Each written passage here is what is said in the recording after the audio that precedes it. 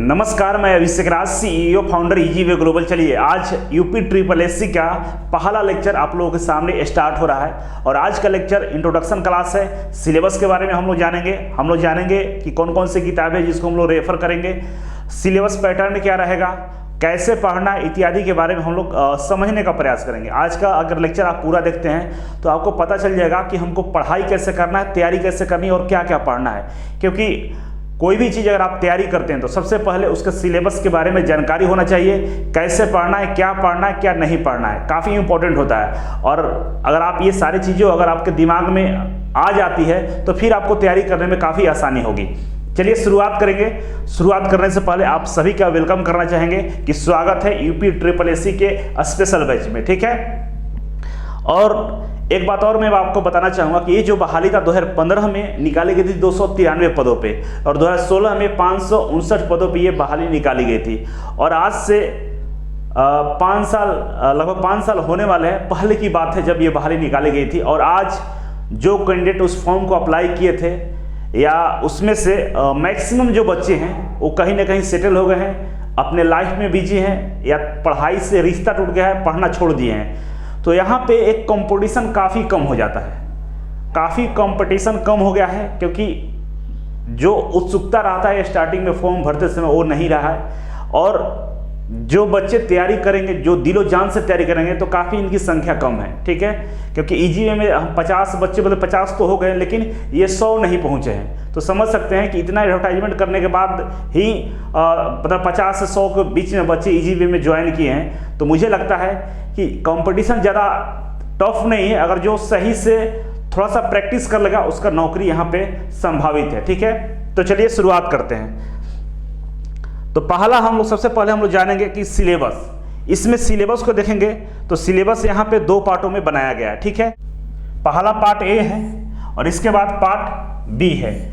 Part A में employability skill जो 60 marks का है, एम्प्लॉयबिलिटी स्किल से क्वेश्चन आएंगे जो 60 मार्क्स के हैं। और ये जो पार्ट बी है जिसमें जनरल नॉलेज है जिसमें 40 मार्क्स के प्रश्न आएंगे, ठीक है। 2 पार्ट में सिलेबस को बताया गया है। और ये 2 पार्ट में से जो पार्ट ए है ये आपके ITI का एक सब्जेक्ट होता है एम्प्लॉयबिलिटी स्किल, उसका ये प्रश्न है। तो मेन क्या है कि जो एम्प्लॉयबिलिटी स्किल है इसमें बहुत सारे सब्जेक्टों का मिश्रण है। जैसे इसमें कंप्यूटर भी पढ़ना है, सेफ्टी भी पढ़ना है, एनवायरमेंटल साइंस भी पढ़ना है, एंटरप्रेन्योरशिप भी पढ़ना है, तो तमाम तरह की चीज़ें इसमें पढ़ना पड़ता है। इसीलिए थोड़ा सा ये डिफिकल्ट हो जाता है। हम लोग सारे पार्ट को कवर करेंगे, आगे हम चलते हैं। और जनरल नॉलेज में समझ सकते हैं, जनरल नॉलेज मतलब सब चीज़ होता है, आगे हम लोग इसमें डिटेल्स में जानकारी लेंगे, ठीक है।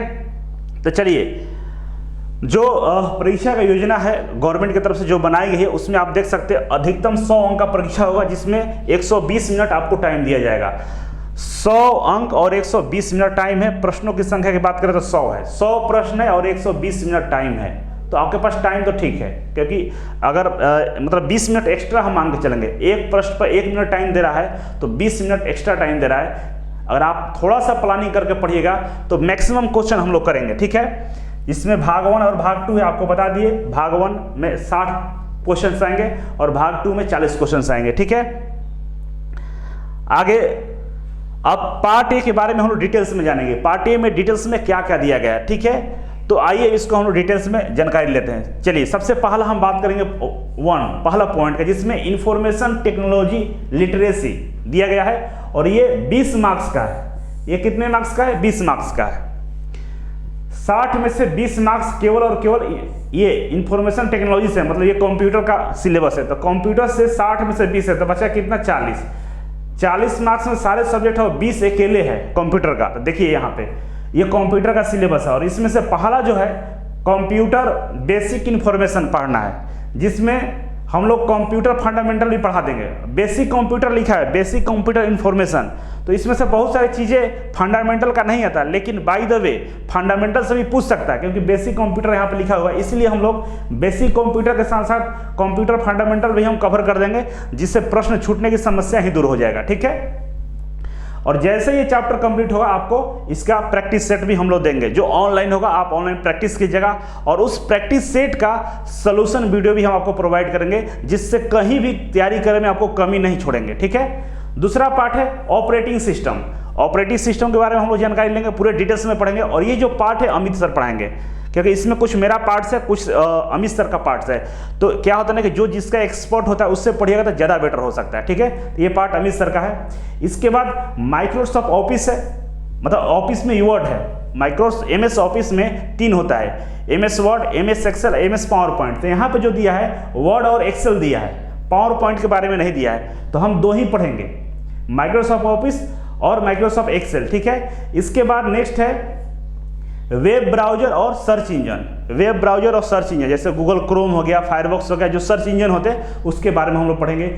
ईमेल के बारे में पढ़ेंगे, ईमेल कंसेप्ट के बारे में पढ़ेंगे, ईमेल कैसे ईमेल वर्क करता है, कैसे ईमेल सेंड करते हैं, ईमेल का बहुत सारे उसमें ऑप्शंस होते हैं ईमेल्स में, उसका उपयोग कैसे करते हैं, उस तरह के सारे कंसेप्ट के यहाँ पर पढ़ेंगे, ठीक है। मोबाइल एप्लीकेशन के बारे में पढ़ेंगे, जो मोबाइल ऐप्स होते हैं, एप्लीकेशन होते हैं, वो कैसे वर्क करते हैं, उनका डिजाइनिंग कैसे होता है, कैसे कैसे उसको डिजाइन किया जाता है, ये सारे जानकारी हम लोग मोबाइल एप्लीकेशन में पढ़ेंगे, ठीक है। तो ये आपका रहा कंप्यूटर से रिलेटेड पहला, ठीक है।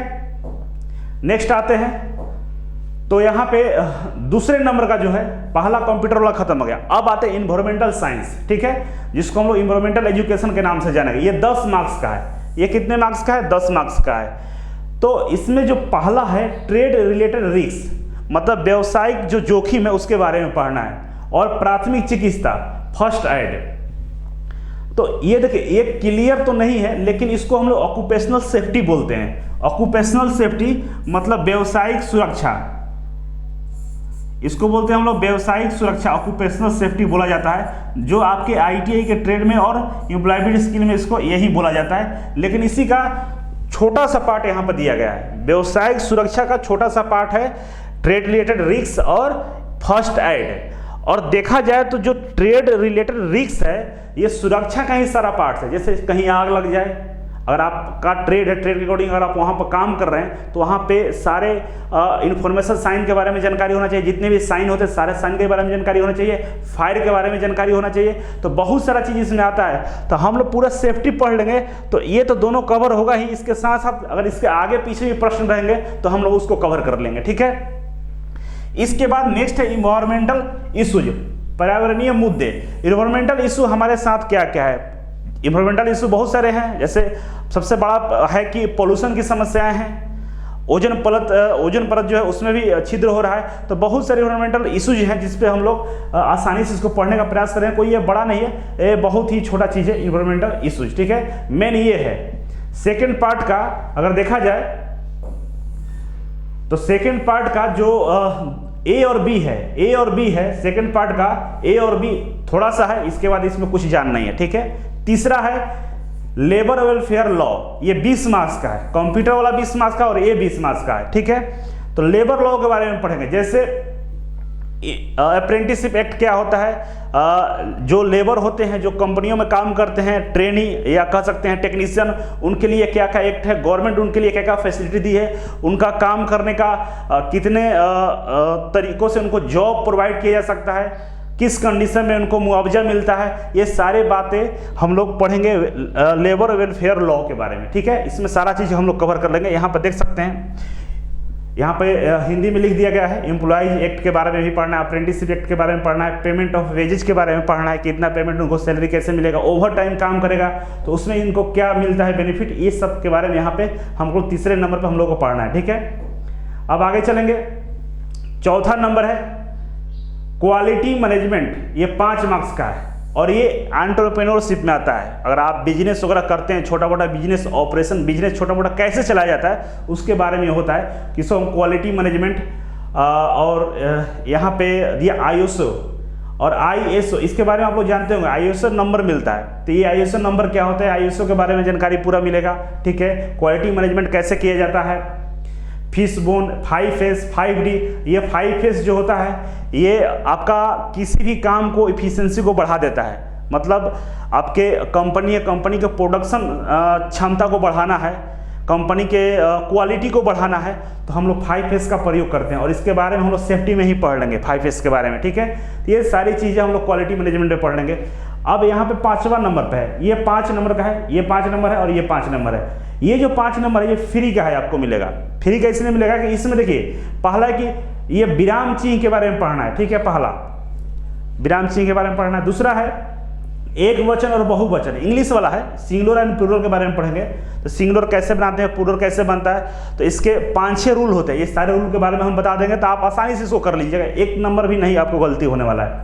अब यहाँ पर चेंज ऑफ टेंस है, टेंस के बारे में पढ़ लेंगे, ठीक है। तो ये जो इंग्लिश वाला टॉपिक है, ये इंग्लिश है, इंग्लिश का लिटरेसी 5 नंबर का है, बेहद ही ईजी है, आसान है, बस आप पढ़े नहीं होंगे तो आपको दिक्कत होगा। अभी पढ़ा देंगे तो आपको एक क्वेश्चन लग जाएंगे, ठीक है।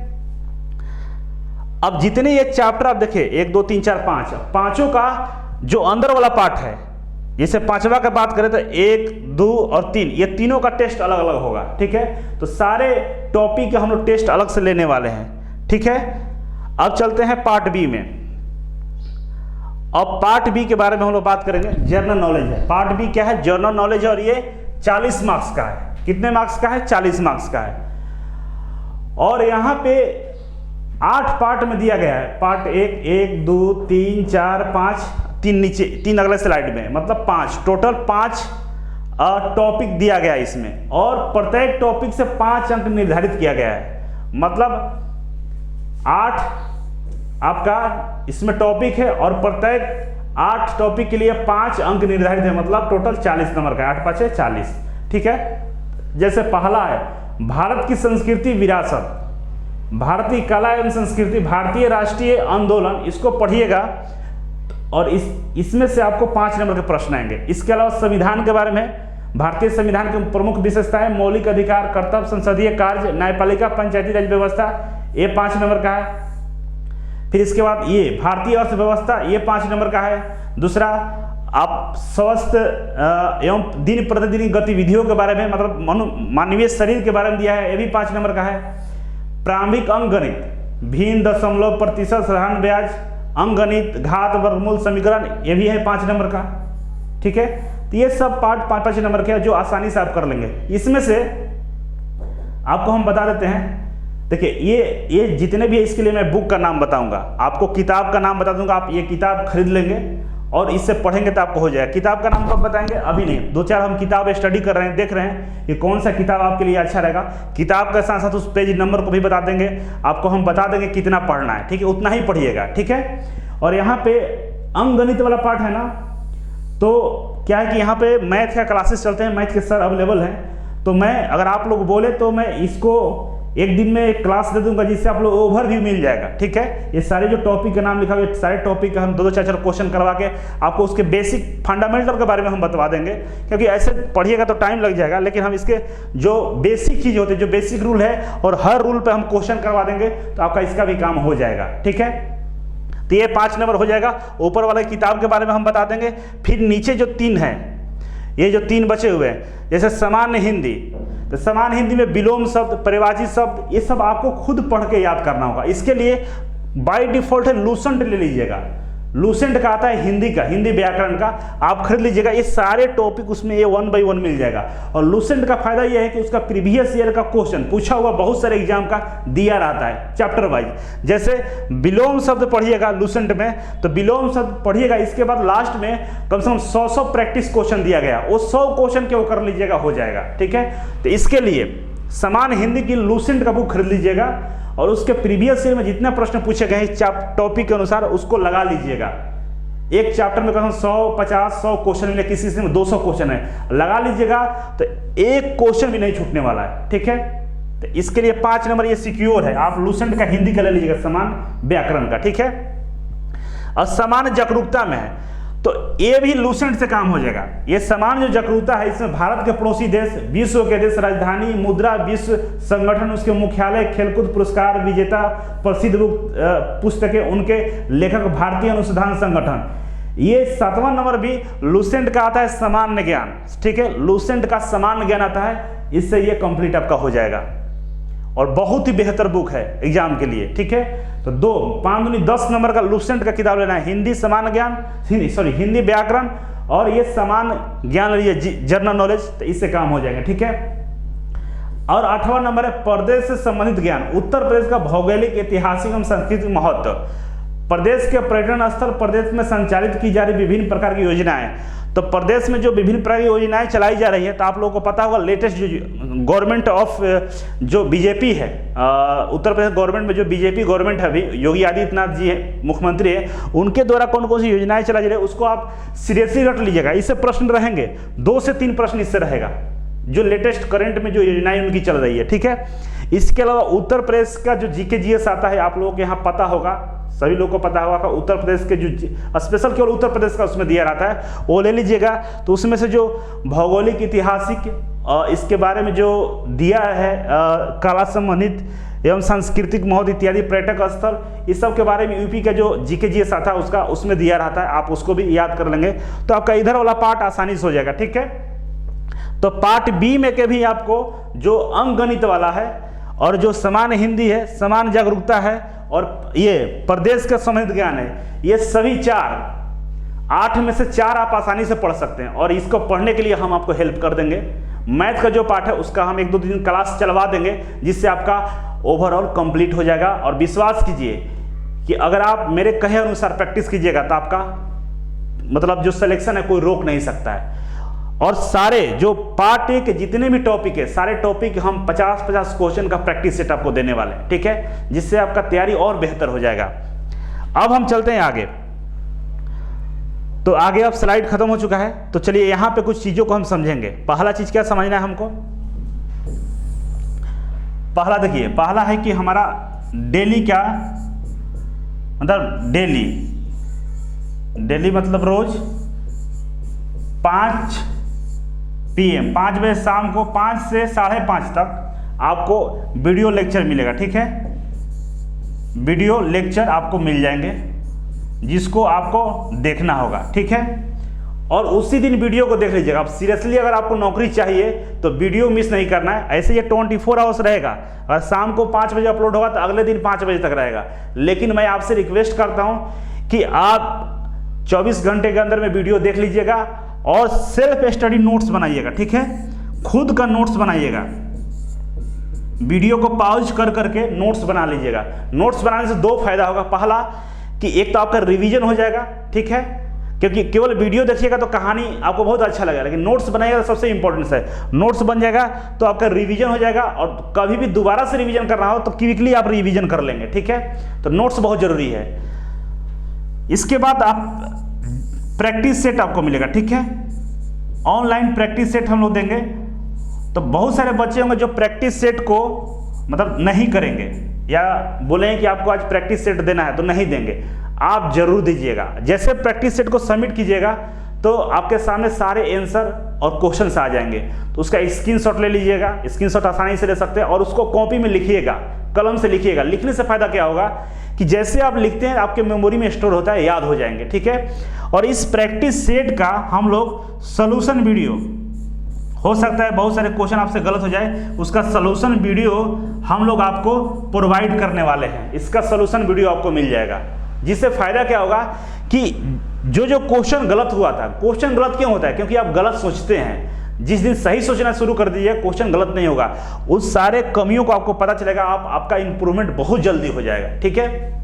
ये रहा। इसके अलावा तीसरा है, हम लोग आपको व्हाट्सएप ग्रुप में ऐड करेंगे, ठीक है। हम लोग आपको व्हाट्सएप ग्रुप में ऐड करेंगे, ठीक है। और इस ग्रुप में ऐड होते ही क्या फायदा होगा, सारे बच्चे इसमें ऐड हो जाएंगे। स्टार्टिंग में तो क्लास चलता रहेगा, डाउट के लिए आप इसमें मैसेज करेंगे, ज़्यादा आपसी बकवास नहीं करना है, बेवजह फालतू में से गुड इवनिंग, गुड मॉर्निंग या कोई फेस्टिवल का वहाँ पे शुभकामनाएं नहीं देना है, ठीक है। इस व्हाट्सएप ग्रुप में जुड़िए, कोई भी डाउट होगा, प्रॉब्लम होगा, आप मैसेज कर सकते हैं। और लास्ट में हम लोग क्या करेंगे, इस ग्रुप में बहुत सारे प्रश्न हम लोग डालेंगे, PDF डालेंगे, बहुत कुछ देंगे, जिसको आप लोग लगातार प्रैक्टिस कीजिएगा। एग्जाम से 10 दिन 20 दिन पहले हम लोग बहुत सारे क्वेश्चन पर प्रैक्टिस कर लेंगे, ठीक है। और इस ग्रुप के माध्यम से हम लोग इन्फॉर्मेशन आप एक दूसरे पर पहुंचाते रहेंगे, एक दूसरे को हेल्प करेंगे कि सबका इसका कल्याण हो जाए, ठीक है। क्योंकि संख्या बहुत कम है, सीटें बहुत ज़्यादा है और हम लोग कम संख्या में पढ़ाई कर रहे हैं। 50 से 100 के बीच में हमारी संख्या है पढ़ने का, इजी वे का, और सीटों की संख्या 883 के आसपास है। टोटल दोनों जोड़ेंगे तो काफ़ी कम है, हम लोग सभी का नौकरी मिल सकता है, ठीक है। तो इस तरह से हम लोग स्टडी करेंगे कि व्हाट्सएप ग्रुप में जुड़कर अच्छा से स्टडी करेंगे। कोई भी डाउट, कोई भी प्रश्न को हम लोग यहाँ दे देंगे, ठीक है।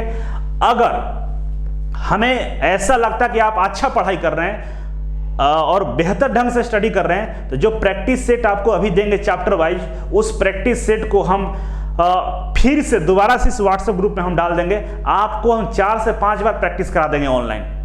जो प्रैक्टिस सेट देंगे एक बार के बाद बंद हो जाता है, लेकिन अगर आप अच्छा पढ़ेंगे, डिसिप्लिन मेंटेन करके रखिएगा, आप अपना नोट्स हमें प्रोवाइड दिखा दीजिएगा हम पढ़ रहे हैं, तो आपको हम पर्सनली हम भेज देंगे और जो 4 से 5 बार प्रैक्टिस कर सकते हैं। मतलब 1 बार दीजिए, 2 बार, 3 बार, 4 बार, इस तरह से आप प्रैक्टिस कर देंगे और आपको याद हो जाएगा सारे प्रश्न।